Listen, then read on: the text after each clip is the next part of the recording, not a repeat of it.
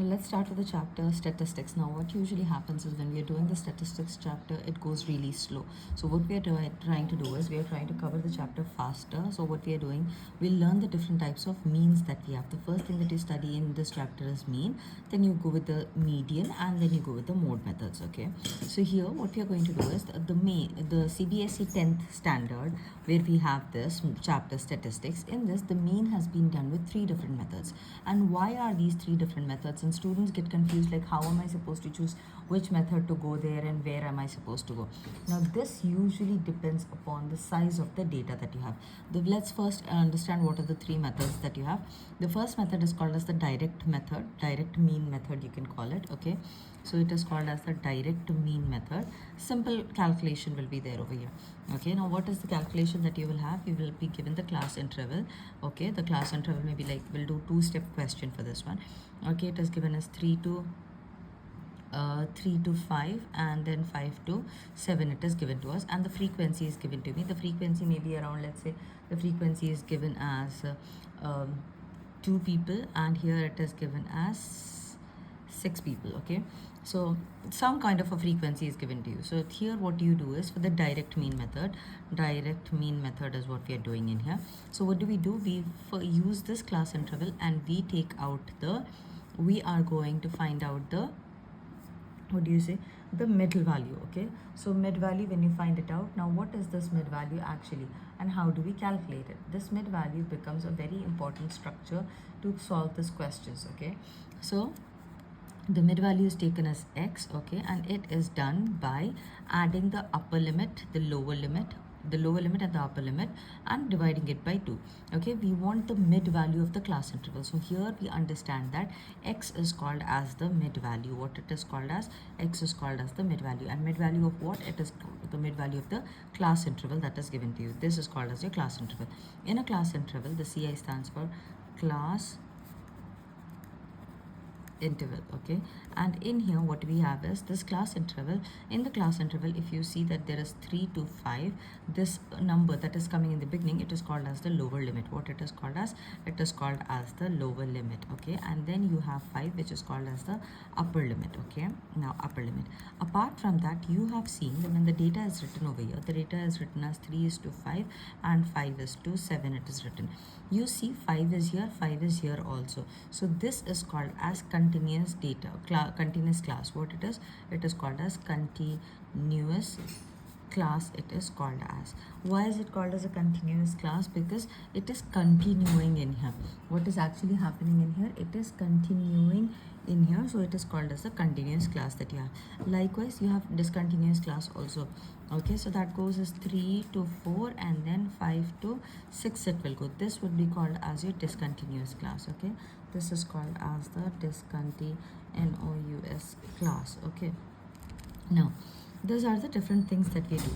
Okay, so what we were trying to do in here, the data types I'll explain a little later. So we took the class interval. From this class interval, you have found out the you are finding out the mid value. So how do you calculate the mid value? The formula for mid value is lower limit plus the upper limit divided by 2. So 3 plus 5, it becomes how much? 3 plus 5 becomes 8. 8 over 2 it becomes. Okay, so we'll write it down. 3 plus 5 is over 2 is equal to 8 over 2. That becomes a 4. Okay, likewise 5 plus 7 will do. 5 plus 7 over 2, when we do it, it becomes 12. 5 plus 7 is 12. 12 plus 12 over 2 would become 6. So this is the class interval that we got. Now notice the next step that you do. You multiply the mid value with the frequency. So xf you do here. Okay, xf 2 4s 8, 6 6 36, and then done with it. You will find out sigma fx and sigma f. Sigma f is the sum of the frequencies. Sigma f is 8 here. Fx is how much? It becomes 44. Okay, it becomes 44 when I add it. Now this sigma means what? The sigma means summation or addition of the full thing. You are adding everything together. This is what is your sigma called as. Okay, now sigma fx means the fx column, you're adding everything in the fx column and you're writing it down. The sigma f means you're doing it. For the direct mean method, the formula that you have is sigma fx over sigma f. That turns out to be sigma fx is 44 divided by sigma f, which is 8. Now you cannot give an answer in this form. What do? You have to reduce it and you have to give the answer in decimals or however possible. So it goes as 2 times table, 2 fours, and it goes as 22. Then it goes as 2 times, and 11 times it goes. Then this 11 divided by 2, the mean is represented by x bar is equal to 11 over 2. That becomes 5.5 would be the mean for this. Okay. So this is the simple method that you have, and this is used wherein you have small data available. When you have small data available, then in that scenarios you are going to go with this. But in general, what usually happens is we have large sets of data. Okay, we have large sets of data because our population around the world, the plants that we grow, everything, the questions that are asked are either are on the plants, are on the families, are on the population, the marks scored by the kids and everything. So that is what is given over the data type. Okay, if you have a small data type, multiplication will be easy for you. You can do it in here. Okay, you can go with the direct mean method. Now how do you choose the assumed mean method and step deviation method? We'll explain it to you. Now before that, I want to explain the data, small data, large data. There are two types of data sets that you have. Okay, so the data that you usually have is going to be very much long. Okay, and the data types that you have is, the first one is the ungrouped data that you have. Ungrouped data means here if you see, this is what is called as a grouped data. You have put everything, certain number of things will come into this category. Okay, from 3 to 5, and then you have this called as the grouped data. This is your grouped data. Okay, so if I write a table wherein the students are actually scoring the marks. Okay, so if I write that some students marks, if I make the table marks, okay, the test was up to 5 mark test was conducted in the class, and the frequency of the class is 30 students. Okay, so we'll write 30 students have attended the test, which was for 5 marks. Okay, 5 marks test was conducted, okay, in the class. So when I write 1 mark, 2 mark, 3 mark, 4 mark, and 5 mark, okay, this is not a continuous data. So how it is, now 30 students, maybe 5 got this, then 6 students got this, then 2 students got 3 marks, 1 student got this mark, and rest of the others, like if you consider it is 6, 6, 12, 13, 14. 14 is gone. So 16 students have got 4 marks. This is what, this type of data, when you see, this is called as your ungrouped data. Okay, this is called as your ungrouped data is what we see here. Okay, whereas if I want to make it in a grouped form, I will say 0 to 2 marks. Okay, and then 3 to 5 marks, I'm saying. Now if you look at this data, this is grouped data. Okay, this has been grouped data. So 0 to 2 means 5 and 6 will all add up here only. 5 plus 6 will be 11. So here the frequency will change. It will become different. Okay, the frequency here will sum up. We are putting this in a group and we are writing it, so it will add up here. Okay, and then here it will be 16, 18, 19. 19 students will go here. Okay, this is the grouped data. But the class interval type, the class interval that you have here, it is discontinuous. It is what? This particular one is discontinuous. Okay, now if the same I do, if I do 0 to 3 and 3 to 5 if I'm doing, or 1 to 3 and 3 to 5 if I do, you can see that 3 is continuing in here. Then if the test is for more marks, then it goes as 5 to 8 it goes, and then it goes from 8 to 11 it goes. So you see that the data is continuing. So this would be called as the continuous grouped data. What it would be called as continuous grouped data is what you have. Skip the spelling of grouped here, just chuck it off. Okay, so this is what are the different types of data sets. Okay, so the types of data sets that you have, data types that you have studied is ungrouped and grouped. In the grouped, again you have continuous and discontinuous data types. Okay, now this is completed. Also, now for the mean type, I told you there is data is of 2 types. Now data is of two types. Quantity, depending upon the quantity, there is small data and there is large amounts of data. Okay, so when you have questions of wherein you have large amounts of data, there you have to choose a different method. What is the method that we are going to choose? Okay, now how do I know what is the type of data, like how to choose what am I supposed to do and what not am I supposed to do in here? So and every method is going to give you a different answer to tell you. Okay, every method, whether you choose the direct mean method, you choose the assumed mean method, and you choose the step deviation method, all of them are going to give you a different answer because about the data, depending upon the data set and the data type that we have. Okay, so the data, if you have it is large data, then what you're going to do is you will start, because the calculation, the multiplications get difficult. If this is large data given over here, the multiplication would be difficult for you. To ease the multiplication, we choose the assumed mean method. Okay, ease the calculations. Okay, when you want to ease the calculations, you go with the assumed mean method or the step deviation method you go with. Okay, so we'll see what is the assumed mean method and the step deviation method depending upon this particular question. Okay, so 3 is to 5, 3 to 5 and 5 to 7 was the data set given to me. This is the class interval. The frequency was given as 2 and 6 here. 2 and 6. Now I'm doing the assumed mean method here. Okay, so for this, first of all, for everything you are supposed, the first step required is you have to find the class interval. Class interval is they both add and divide by 2. So 3 plus 5 is going to be how much? 3 plus 5 is 8, 8 by 2 is 4 for this one. Okay, and this becomes 12, 12 over 2 is 6. So this is what you get. Now here in the previous step you multiplied this and you wrote it, but here what I'm going to do is, let's take another one also. 7 to 9 will take it. Okay, so that it becomes easy for us to simplify. And let's say 3 is the thing here. So 7 to 9, the mid value would be 8. Now I did not calculate, I did not add into it. I saw the pattern between these two. The pattern was difference of 2. So here also the pattern would be difference of 2, because the class interval will be a continuous one and it will have a fixed value all through. Okay. Now that I've got my x column, I am going to assume one of this to be my mean. I am going to assume the centermost one to be my mean. Okay, so I'm assuming here will be my mean.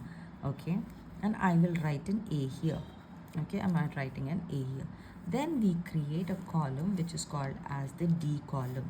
It is called as your D column. Specifically, I've chosen these book pages because I do not want to make the tables and make it lengthier and everything. Okay, so what is the D now? The D formula is D is equal to x minus A. X is these values. A is the assumed mean that you have. So that is x minus A. While you're writing in the exam or practicing at home, write the formulas again and again. UL plus LL over 2, because this will help you learn the formulas faster.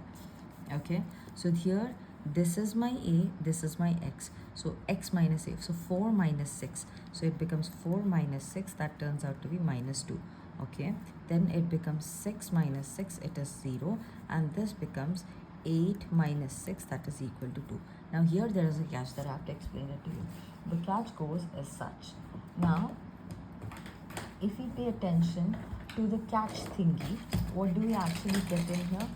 We see that anything you have above the assumed mean, okay, anything that you have above the assumed, always the section of assumed mean is going to be 0 from here onwards.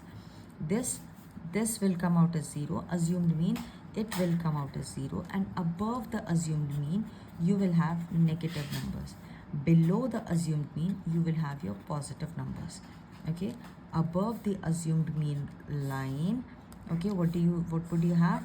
You will get the subtraction answers as negative. Okay, negative answers. Below you will get positive answers, and they will be exactly same. Minus 2, minus 2. If I get minus 4, here also plus 4 will come.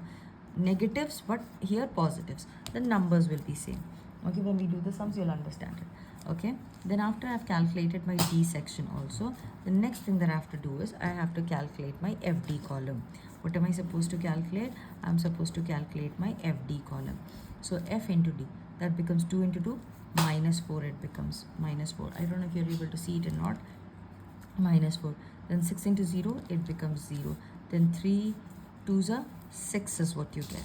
Now the formula for assumed mean method is,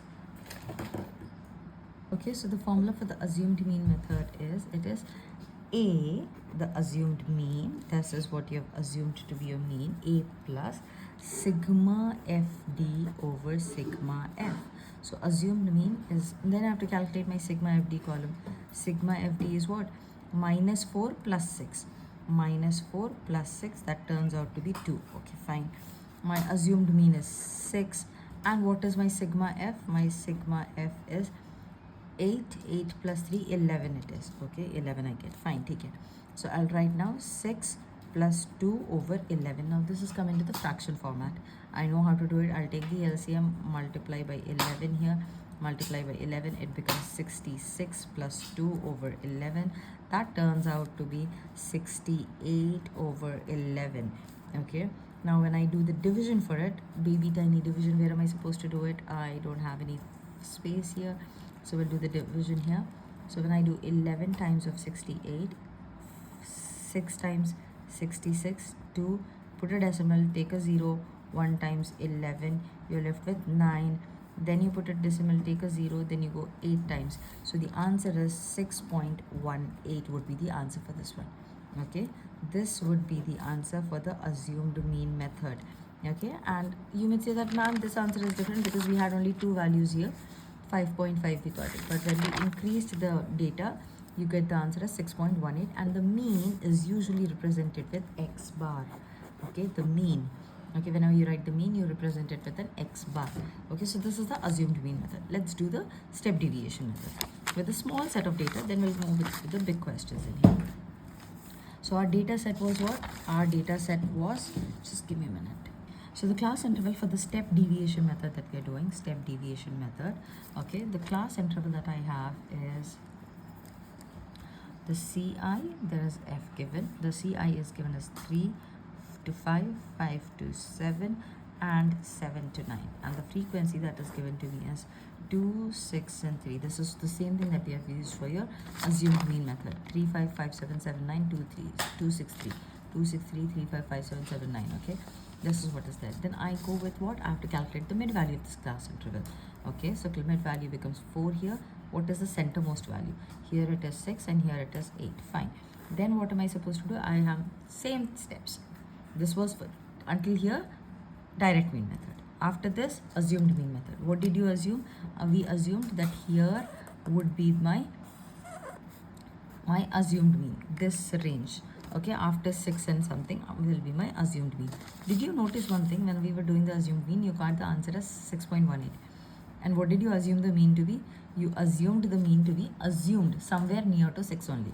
That's what is the advantage of it. Okay, now, so it helps us predict the mean also. Okay, so this is my A here. I'll write my A here.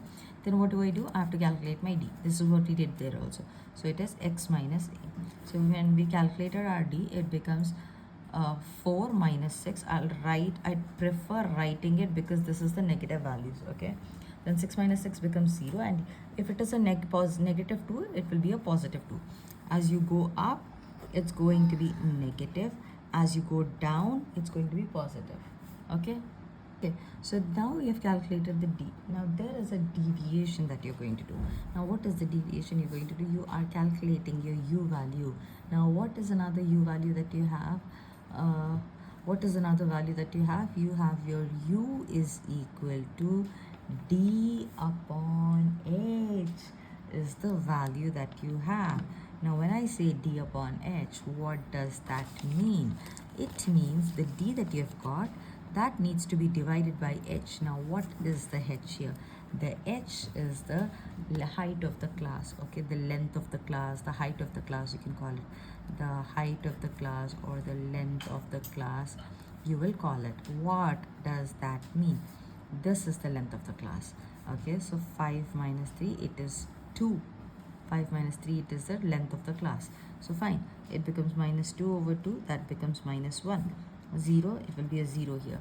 Then it becomes 2 over 2, that becomes automatically 1. Okay, I get this. Now you do FU.